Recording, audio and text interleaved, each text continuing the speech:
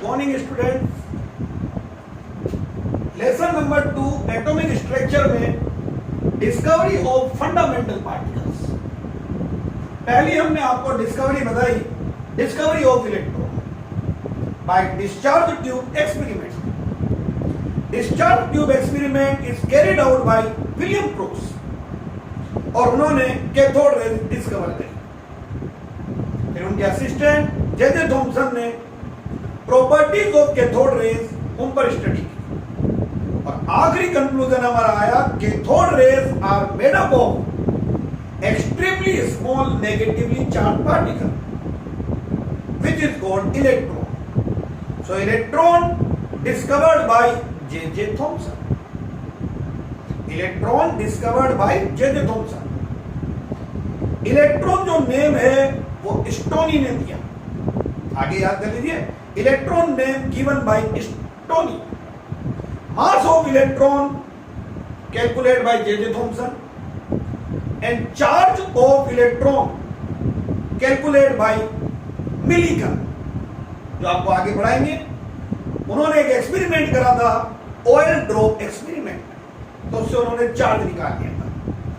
और अब इलेक्ट्रॉन के लिए आता है चार्ज यानी E and mass M ratio.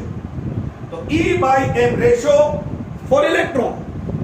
तो इलेक्ट्रॉन के लिए आपको चार्ज मास रेशो कैलकुलेट करना है, कुछ भी नहीं आपको पता है। तो E बाई M मैंने फर्स्ट वीडियो में आपको बता रखा है। इलेक्ट्रॉन पर चार्ज की value 1.6023 into 10 to the power minus 19 coulomb. Electron पर mass 9.108 into 10 to the power minus 31 kilogram. E by M for electron solve कर लोगे, कूलम पर किलोग्राम, ग्राम में चाहिए तो ग्राम वाली वैल्यू ले लो, -28। ये ऊपर जाएगा तो ऊपर का जाते ही ये प्लस का हो जाएगा। पावर का 31 प्लस का 31 में से 19 गया तो 10 to the power 12, 10 to the power 12। और देन ये वाला आपके पास बन गया 1.6023 और इसमें आप करोगे 9.108 से डिवाइड, तो ये आपके पास में आएगा 0.176। आंसर हमेशा साइंटिफिक नोटेशन में एक्सप्रेस करते बेटा, और साइंटिफिक नोटेशन क्या होता है वो भी आप देख लीजिए। तो साइंटिफिक नोटेशन के लिए मैं आपको इधर बता रहा हूं। साइंटिफिक नोटेशन होता है n into 10 to the power n। It is called scientific notation. N is the number which contain only one digit of the left of the decimal point. For example, 141 scientific notation. तो इसमें decimal ये रहा, यहाँ मानेंगे तो decimal के left में 3 digit है, हमें 1 ही चाहिए, तो आप इसको लिखोगे 1.41, डेसिमल को उधर लेके जाओगे 2 इंटू 10 टू द पावर 2। अगर आप लेफ्ट साइड में शिफ्ट कर रहे हो तो पावर प्लस में आती है, और राइट साइड में शिफ्ट करते हो तो पावर माइनस में आती है। तो इसको आपको साइंटिफिक नोटेशन के अंदर में एक्सप्रेस करना पड़ेगा। तो साइंटिफिक नोटेशन के अंदर में मैंने आपको बता दिया क्या होता है, तो आप इसको साइंटिफिक नोटेशन में एक्सप्रेस कीजिए। तो आप इसको लिखोगे E बाई M, ये पूछा जाता है। अब डेसिमल इधर है, हमें तो डेसिमल के लेफ्ट पे 1 डिजिट चाहिए, तो हम किधर शिफ्ट करेंगे, राइट हैंड साइड। 1.76 पावर आएगी माइनस में 10 टू द पावर -1 और ये तो 10 to the power 11 coulomb per kilogram. ये आपके पास में इलेक्ट्रॉन के लिए charge mass ratio, charge mass ratio. और ये भी किसने कैलकुलेट करा है, J.J. थॉमसन।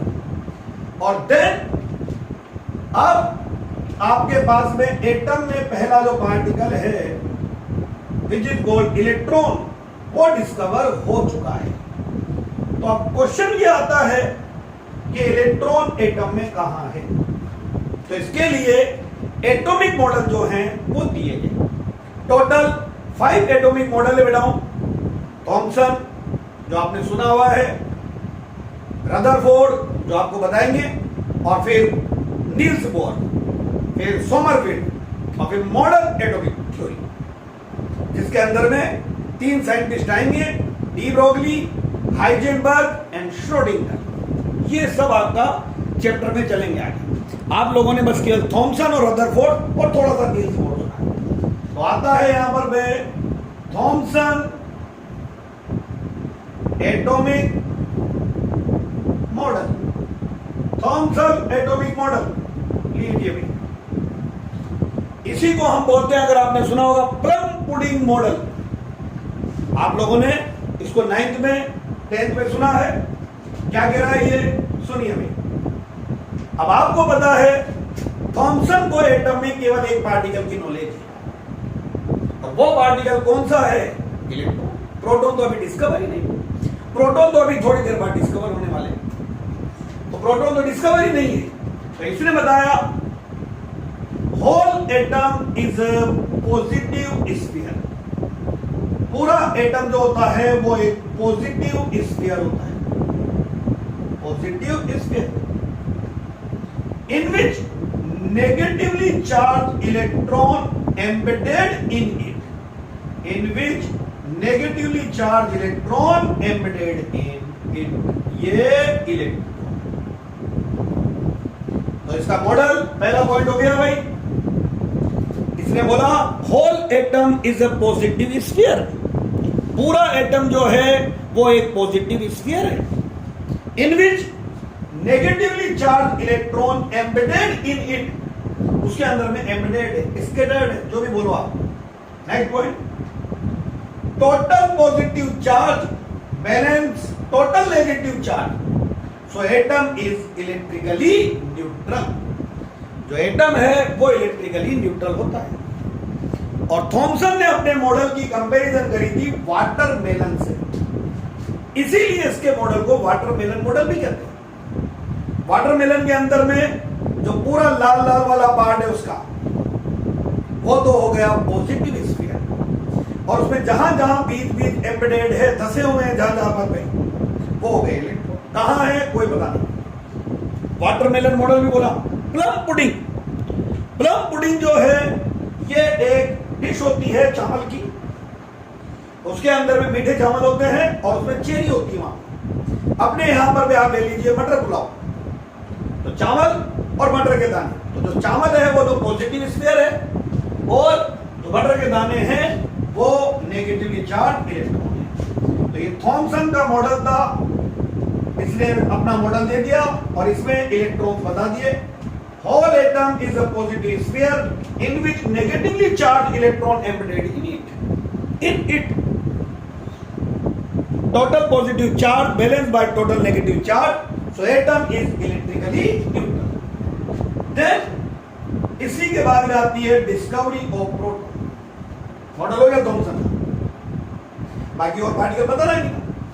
वही डिस्चार्ज ट्यूब एक्सपेरिमेंट, और साइंटिस्ट का नाम है गोल्डस्टीन। देखिए भाई, साइंटिस्ट अब आया है गोल्डस्टीन, और ये दुनिया से अलग सोच रहा है। डिस्चार्ज ट्यूब एक्सपेरिमेंट में गोल्डस्टीन के दिमाग में एक बात आ रही है कि जब इन कैथोड से रेज निकल रही है तो एनोड से रेज क्यों नहीं निकल रही है, ये बात बाकी और के दिमाग में नहीं आई। गोल्डस्टीन सपोज कर रहा है, ये हाई, कोई भी एक्सपेरिमेंट बनाओ, same experiment, high voltage electron and proton discovered by discharge tube experiment and neutron discovered by radioactivity experiment। जो आपके नेक्स्ट में आएगा, हाई वोल्टेज वो है अप्रोक्सीमेटली 10,000 वोल्ट, 10,000 वोल्ट है। वो यहां पर बैटरी गैस से अटैच हो रहा है, तो ये तो कैथोड, और ये हो गया इधर एनोड, और यहां पर मैं वैक्यूम पंप लगा दिया, वैक्यूम पंप भी लगा दिया। सेम एक्सपेरिमेंट रिपीट करा। अब आपको तो पता है, इसको थोड़ी पता था। इसने सोचा कि कैथोड से जब रेज निकल रही है तो एनोड से क्यों नहीं निकल रही, और स्टडी करी तो इसने एनोड से भी रेज निकल रही।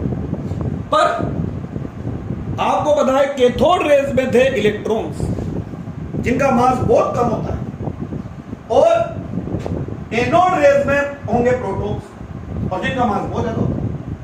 मास of 1840 electron is equal to mass of 1 electron. Mass of 1840 electron is equal to mass of 1 proton. Proton तो बहुत हैवी है, तो ये पार्टिकल यही थे। तो इसने क्या करा, कैथोड जो है इसको लेकर के आ गया यहां पर बिल्कुल पास, और कैथोड को लिया इसने परफोरेटेड, यानी कैथोड में होल हो रहे थे, परफोरेटेड था, तो ही टुक परफोरेटेड कैथोड। तो एनोड से भी रेज निकली और इन पोर से होकर के उन्होंने इधर कैथोड की साइड पर पे ग्रीनिश ग्लो जो है वो एपियर हुआ। बस प्रूव हो गया कि एनोड से भी इनविजिबल रेज निकलती है। ऐसे तो दिख ही नहीं रही थी वो, क्यों? क्योंकि उनमें हैवी पार्टिकल है, बहुत हैवी इलेक्ट्रॉन के कंपैरिजन, तो वहां तक पहुंच नहीं पा रहे थे। तो उसने कैथोड को आगे ले लिया और वो भी परफोरेटेड चेंज कर दिया। तो एनोड से भी रेज निकली जिन्होंने यहां कैथोड की साइड पे ग्रीनिश ग्लो एपियर हुआ। वही सेम एक्सपेरिमेंट, और इससे वही कंक्लूजन निकाल रहा है कि कैथोड की साइड पर पे अगर ग्रीनिश ग्लो एपियर हो रहा है, that is some invisible rays emit from anode which is called anode rays. और आपको पता पोर में से परफोरेटेड है, निकल रही थी, तो इसीलिए इन रेज को एक नाम और दिया गया, केनाल रेज। तो एनोड रेज और canal raise discovered by Goldstein. अब इसके आगे का आपको इनकी प्रॉपर्टीज नेक्स्ट वीडियो में बताते हैं। Okay, thank you.